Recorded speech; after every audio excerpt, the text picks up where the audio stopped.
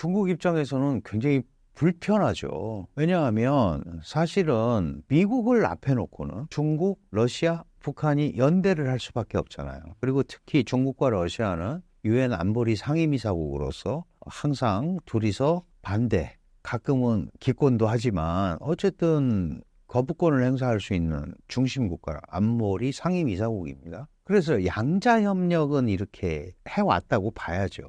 그런데 직접 러시아를 도와주는 데 대해서는 중국도 굉장히 꺼려했었죠.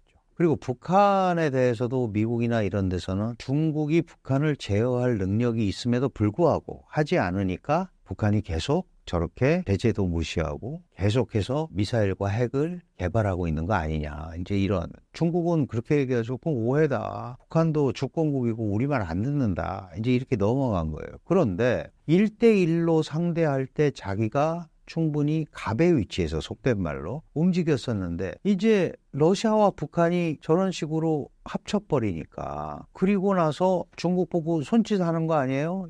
같이 와야지 북중러 구도가 형성이 된다. 북한 입장에서는 냉전 구도를 형성을 해야 되는 거예요. 그리고 러시아도 마찬가지죠. 그래야 미국에 대한 대항이 되니까. 이제 이런 것들을 내세우면서 진흙탕에 빠져 있는 두 나라가 중국 보고 진흙탕으로 들어와서 같이 스크럼 짜자 그러니까 하겠어요? 그러니까 안 하는 거죠.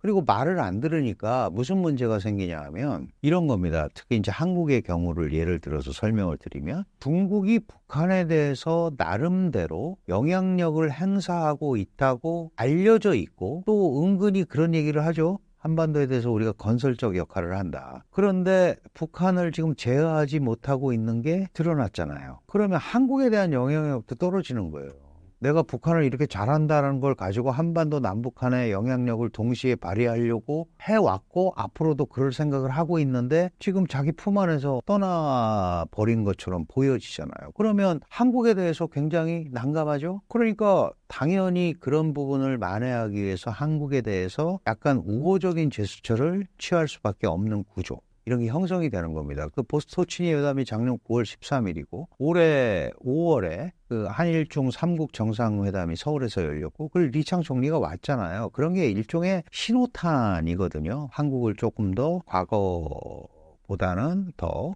끌어들이는 작전으로 가겠다라는 거고 뭐 일부 해석을 해보면 며칠 전에 비자 면제 조치도 아주 일방적인 조치잖아요. 사실은 우리한테 물어보지도 않고 또 알리지도 않고 그만큼 급하기도 하지만 그런 거를 보여주는 거죠.